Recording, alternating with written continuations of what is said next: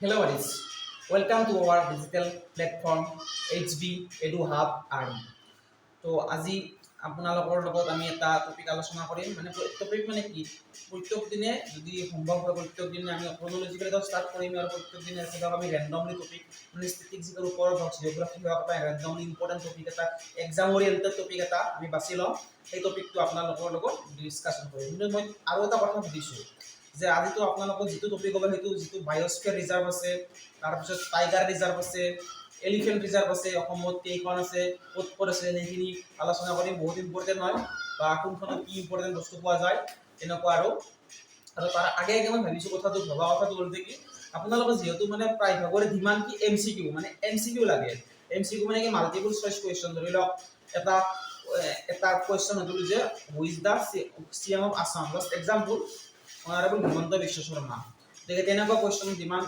প্ৰায়ভাগৰে থাকে গতিকে ভাবিছোঁ কি সেশনটো স্টার্ট করার আগে আগে আপনাদের লগত হয়তো প্রত্যেক দিনে আমি এনেকৈ পাঁচটা কই আমি এমসিকিউ ইম্পর্টেন্ট এমসিকিউ পাঁচটা হয় আমি সিলেক্ট কৰি দিম ৰেন্ডমলি মানে যিবিলাক ইম্পৰ্টেন্ট হয় আৰু যিটি এমসিকিউ নামো বাৰু যিবিলাক ইম্পৰ্টেন্ট হয় আজি পাঁচটা এমসিকিউ আনিছো আপোনালোকৰ মাজত এমসিকিউ কেইটা এমসিকিউ মানে কি আৰু ইম্পৰ্টেন্ট হয় আৰু এমসিকিউ কেইটা আমি আপোনালোকৰ লগত ডিসকাশন কৰিম গতিকে আহক আমি এমসিকিউ পাঁচটা আৰম্ভ কৰি আমাৰ আজি টপিকটোলৈ আগবাঢ়িম প্রথম কোয়েশ্চনটো হইছে when cotton college established মানে cotton college কেতিয়া গঠন হৈছিল ইয়াৰে এনসারটো হ'ব কি on 26th May 1901 মানে 26 মে 1901 চনৰ 26 মে কটন কলেজ এস্টাবলিশ হৈছিল আৰু ক'ত হৈছিল সকলোৱে জানে এইটো গুৱাহাটীত আছে কটন কলেজখন আৰু ইয়াৰ লগতে আমি ইম্পৰ্টেন্ট বস্তু কি সকলোৱে জানিছিল 1901 চনত কটন কলেজ এস্টাবলিশ হয়তো কিছুমান জনা নাছিল হয়তো জনাবিলাকে জানিছিল বাৰু যিসকলে ডিপলি পঢ়িছিল 26 মে আৰু এই 1901 চনটো আৰু এটা ইম্পৰ্টেন্ট হয় 1901 চনতে আমাৰ কি হৈছিল যিটো Digboi refinery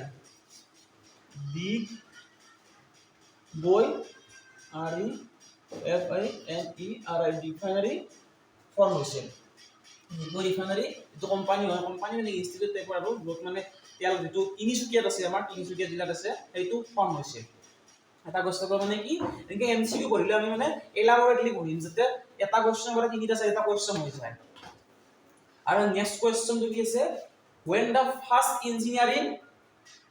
the first engineering school was established and where এটা ইয়াত দিছে যে প্ৰথম ইঞ্জিনিয়াৰিং যিখন স্কুল আছিল সেই স্কুল প্ৰথম ইঞ্জিনিয়াৰিং স্কুলখন নহয় স্কুল দুখন হ'ব দুটা আৰম্ভ হৈছিল এই প্ৰথম ইঞ্জিনিয়াৰিং স্কুল ক'ত এস্টাবলিশ হৈছিল আৰু কিমান চনত হৈছিল ইয়াতে এস্টাবলিশ হ'ব 1902 মানে 1902 চনত হৈছিল আৰু ক'ত হৈছিল শিলচৰ SILCHAL শিলচৰ আৰু ডিব্ৰুগড় শিলচৰ আৰু ডিব্ৰুগড় আৰু ইয়াতে আমি শিলচৰ আৰু ডিব্ৰুগড় বুলি কোৱাৰ লগে লগে শিলচৰৰ ওপৰত এটা ইম্পৰ্টেন্ট কোৱেশ্চন কি হ'ব পাৰে ইয়াতে যিখন আমাৰ NIT আছে অসমৰ নেশ্যনেল ইনষ্টিটিউট অফ টেকনলজি এইবিলাক লিখি ল'বা নোট কৰি যাবা NIT খন ইয়াতে শিলচৰত আছে আৰু তাৰ পিছত NIT ৰ আৰু এটা ইম্পৰ্টেন্ট কোৱেশ্চন কি এনসাৰ কি আসাম ইউনিভাৰ্সিটি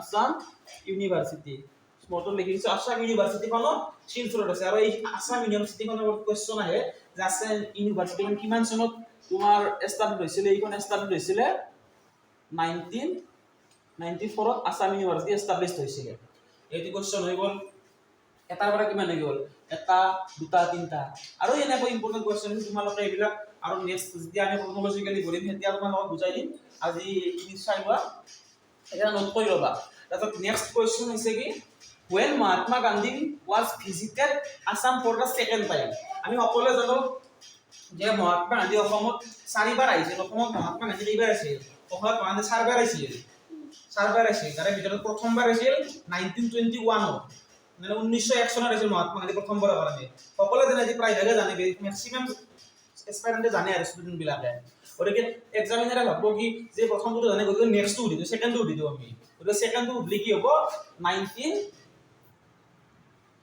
1926 ত সেকেন্ড টাইম আহিছিল মানে দ্বিতীয়বাৰ অসমত আহিছিল 1926 চনত মহাত্মা গান্ধী আৰু তেতিয়াই যিখন মানে এই আইএনসি আছে, আইএনসি মানে কি ইন্ডিয়ান ন্যাশনাল কংগ্রেস, আইএনসি মানে ইন্ডিয়ান ন্যাশনাল কংগ্রেস।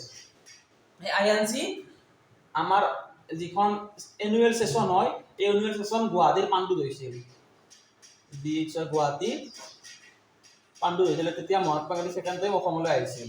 আৰু ইয়াৰ লগত আইএনসি গৰ লগে আইএনসি কিমানত ফৰ্ম হৈছিল তোমালোকে জানিব লাগিব। আইএনসি কিমানত ফৰ্ম হৈছিল? আইএনসি মানে কি ইন্ডিয়ান ন্যাশনাল কংগ্ৰেস। আমি সকলোৱে জানো না কংগ্ৰেস পাৰ্টি বুলি কয়, কংগ্ৰেসৰ নাম শুনছ ন? কংগ্ৰেস পাৰ্টিৰ নাম শুনা নাই?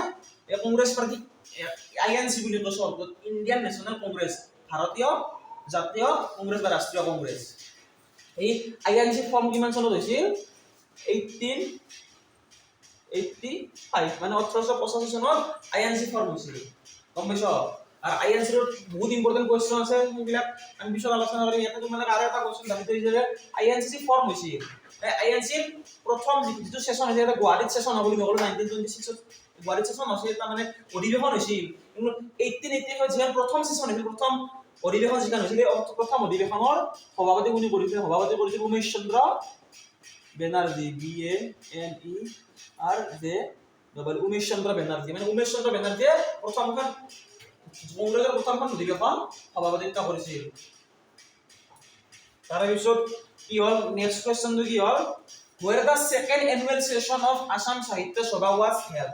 আমি সকলোৱে জানো যে অসম সাহিত্য সভা যি আছে, এই অসম সাহিত্য সভাৰ যিটো প্ৰথম সেশন হৈছিল বা এস্টাব্লিছড হৈছিল, মানে ফৰ্ম হৈছিল, মানে গঠন হৈছিল অসম সাহিত্য সভা 1917 চনত, 1917 আৰু প্ৰথম অধিৱেশনখন হৈছিল 1917 মানে 1917 চনত। গতিকে সেই প্ৰথম অধিৱেশনখনত ক'ত অনুষ্ঠিত হৈছিল? এই প্ৰথম অধিৱেশনখন অনুষ্ঠিত হৈছিল শিৱসাগৰত হৈছিল, গম পাইছ? কিন্তু ইয়াতে হচ্ছে কি প্ৰথমটো হ'লে জানে সকলোৰে মুখে মুখে থাকে এইটো। গতিকে দ্বিতীয়খন অনুষ্ঠিত কৰিছিল, দ্বিতীয়খন অনুষ্ঠিত হৈছিল গোৱালপাৰাত, GOAL, গোৱাল PAR। সেকেন্ডখন হৈছিল গোৱালপাৰাত, সেকেন্ড অধিৱেশনখন। আৰু 5 নম্বৰ আজিৰ সেশনটো শেষৰ MCQ টো কি আহো যে when the first Assamese sonnet book Malas was published, মানে প্ৰথম অসমীয়া sonnet book যিখন আছে, প্ৰথম অসমীয়া sonnet book যিখন মালস আছে, সেই মালসখন কিমান চনত পাবলিশ হৈছে সেইটো হৈছে। এটো মন কৰিব লাগিব কি এই কোৱেশ্চনটো ইনকা আহিব পাৰে বা আৰু ইনকা আহিব পাৰে, এটা বেলেগ ধৰণে আহিব পাৰে। মানে তোমালোকক ডিপ্লিজি পঢ়িব লাগিব, MCQ পঢ়িলেও তোমালোকক লাভ হ'ব, ইনকা পঢ়িব লাগিব। চাও এতিয়া আছে when the first Assamese sonnet book Malas was established, Malas was published, সৰি বাৰে বাৰে established আছে এইটো কৈ থকাৰ কাৰণে published। গতিকে ইনকা আৰু what is the name of first Assamese sonnet book? Inca আহিব পাৰে। এতিয়া কোৱেশ্চনটোতে আছে বস্তুখিনি মালাস বুলি কোৱেশ্চনটোত আছে, মালাস আছে কোৱেশ্চনটোত। গতিকে ইনকা আহিব পাৰে যে ক'লো তোমাক যে first Assamese sonnet book name. এটা ইয়াতে কোনটো বুকছি কিমান চনত পাবলিশ হৈছিল আসামিজ সনেট বুক মালাস খান? পাবলিশ হৈছিল 1918। তোমালোকে ইজিলি মনত ৰাখা 1918। 19 পিছত 19 আগৰ সংখ্যাটো কি? 18 হয় না? 18 হয় না? গতিকে 1918 চনত পাবলিশ হৈছিল। আৰু এটি মনত ৰাখা এতিয়া আমি ইম্পৰ্টেন্ট কোৱেশ্চন পাঁচটাৰ লগত আমি বহুতটা আৰু অকৰেন্স এডিশনাল আমি এনসাৰ আলোচনা কৰিলো। গতিকে এখিনি বহুত ইম্পৰ্টেন্ট তোমালোকৰ পৰীক্ষাৰ কাৰণে চাই লবা। আৰু